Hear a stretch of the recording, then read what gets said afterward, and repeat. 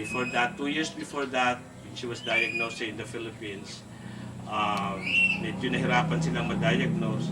But a multiple myeloma is it's a rare kind of cancer. No? It affects somehow the blood also. No? And usually another damage siya yung bone. And it's a very painful form of cancer dahil pag natamaan yung bone mo, no, siguro by this time baka nararamdaman na ni Zahara yan, no, baka may konting nagsisimulang nadadamage yung kanyang jaw, medyo tumitigas, no. Pagka ang bone na apektuhan ng cancer cells, it's very painful. No, in my sister's case, no amount of pain relief, no. So, ang nangyayari noon sa kanya is umaabot siya na parang nagtatrans, no, nagdadasal. Sa sobrang sakit, ino-offer niya lahat ng pain, no, sa Diyos. And meron pumapasok daw sa kanyang kind of parang sa katawan niya na relief, no. So, yan ang gusto nating ipaabot. No? Hindi nararanasan pa ng iba yan. Pero yung mga taong napakalalim yung faith nila without... Meron din akong pinsan na cancer of the bones. 2 years ago, mga cancer of the mga late 1990s yun. Tapos cancer of the bone siya. Sa sobrang kasi madasali, nag-grocery sila, probably hindi talaga siya na-cure, pero alam mo, dahil sa dasal nila, nagpasalamat din ang doktor kanya na na-paralyze siya. Kasi kung hindi siya na-paralyze, maramdaman talaga niya yung pain na hindi niya kaya. Sabi nga ng doktor, nakakatulong din yung prayers. Kasi sa prayers nila, parang nag-numb lahat yung ano niya. In fairness naman sa kanya, na masustain niya yung pain. Nang dahil sa na-paralyze siya, wala na siyang maramdaman. Kasi sabi nga ng doktor, kung alam mo kung hindi ito na-paralyze, kasi cancer of the bone na siya, pero may tumubo dito sa spinal, na parang doon kumalat yung cancer cell niya. So, yun ang factor nun na nakaparalyze sa kanya. Sabi ng doktor, nakakontribute din yung prayers niyo. Kasi kung hindi sa prayers, baka kung hindi siya na-paralyze, maawa din kayo sa sigaw at sigaw niya everyday. Nang dahil Ang iba talaga niyan, umaabot na yung cancer cells minsan kumakalat sa brain na the patient ends up being comatose, no? Minsan pag comatose na ang pasyente, of course wala na siyang maramdaman, no? It helps. It helps, Yeah. no? It helps. Sa cancer talaga, no, we expect ang pinaka number one problem sa cancer, maliban sa they are prone to having infection, ayun ang minsan yan kinakamatay. Prolonging The agony, the pain, no? The There's so much prolonged pain agony. of cancer, ang problema diyan na okay lang sa Amerika kasi accessible doon yung morphine, no, yung narcotics. Sa Pilipinas, medyo mahirap, no, yun ang mahirap dito, hindi tayo na the morphine bago ka magkaroon ng access sa morphine.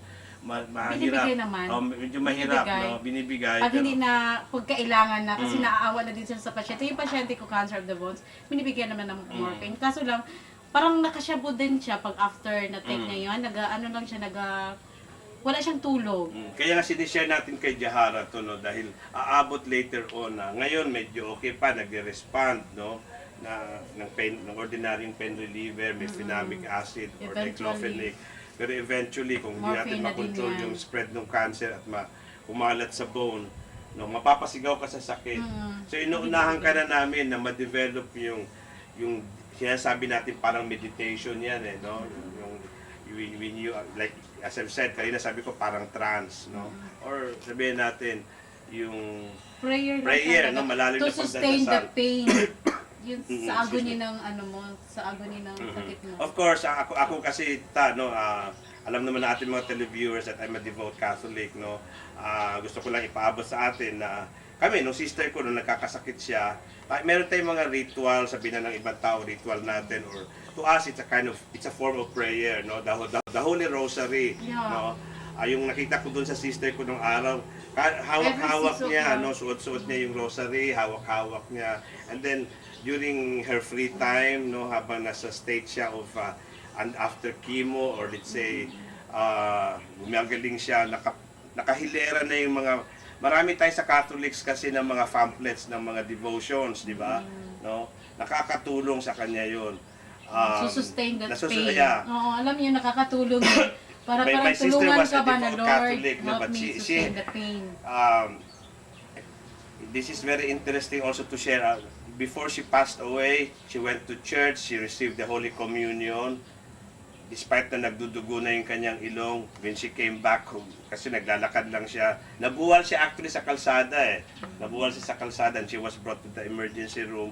Nagkompa siya, medyo nabuhay pa siya sa emergency room. Pero doon ko nakita yung paano tayong mga Catholics deal illness in a very positive way, no?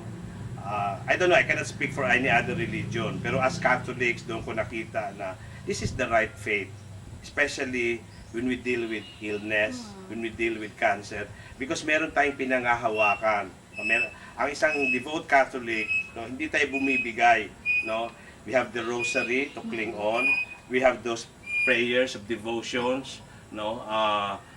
Minsan, I have heard of stories, yung sobrang faith nila, they even go to Our Lady of Lourdes, no?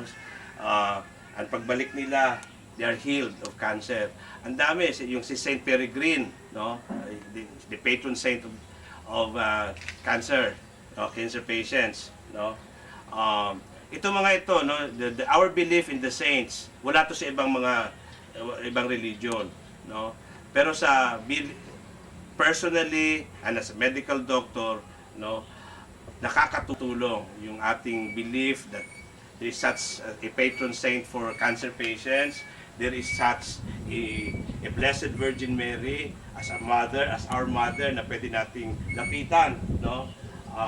Like any mother, di ba pag nagkasakit tayo when we were babies, sino ba ang talagang nag-aaruga sa atin, di ba yung ating mother, no? So ganun din, the Blessed Virgin is always there. No, we will ask for the intercession of the Blessed Virgin dahil well, once again, yung iba pwedeng hindi maniwala sa sinasabi ko, but I'm just talking through experience na in my own family, with the case of my sister who had this multiple myeloma, she went through the illness peacefully, no? She died a very peaceful death, no? Nabigay lahat ng sacraments, no? Sa ngayon, bilang Catholic na pinag-uusapan lang natin, no, yung ating how do we prepare ourselves for death, no? We know na talaga mamamatay tayo sooner or later, no? I cannot even assure na mas mauna pa si Jahara kaysa sa akin, no? Any moment, no? So what we're trying to drive at here is we need to prepare, di ba? Ourselves for the eventuality na baka anytime mamatay tayo. Not necessarily sa sakit or maybe sa accident, di ba? Especially ngayon, Sunday, time for us to go back to to God, no, to receive the Holy Communion, or best to ask for forgiveness to our to confess, no, or our reconciliation. These are basic sacraments in our Catholic beliefs na pinapaniwalaan natin, no? Why do we need to confess? Ikaw, sir, bakit ba tayo nangungumpisan? Kasi sa ibang paniwala, they would always say, well, you can just confess directly to God. Pero as Catholics, we know that it is one of the sacraments, the sacrament of reconciliation. Bakit pa tayo kailangang to go to a priest, no, para mangumpisan? Ikaw why do you go to or baka siguro ilang taon ka lang hindi nangungumpisan? Anong purpose? Bilang Catholics, no? Why do we kasi diyan tayo binabanatan ng ibang mga religion eh. Bakit kayo nagkukumpisan pa when you can go directly and ask for forgiveness sa Diyos? Ikaw, sir, kasi seminarista ka man. Maybe we believe that through a priest we will be absolved from our sins. Absolution, no?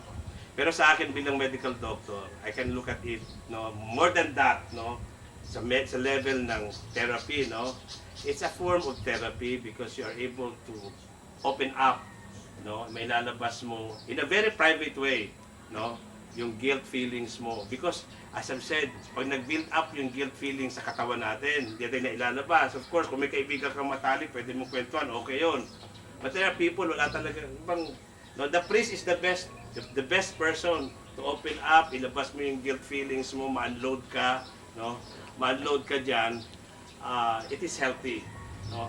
Hindi natin kailangang mag-ipon ng sobrang guilt sa katawan natin dahil later on yan magiging cancer yan eh. Magiging cancer yan. So, of course, the sacrament of reconciliation or confession, yung parang because of the powers, no, na sa priest na absolve tayo sa kasalanan, we believe in that, no, and that's true, no, that's true.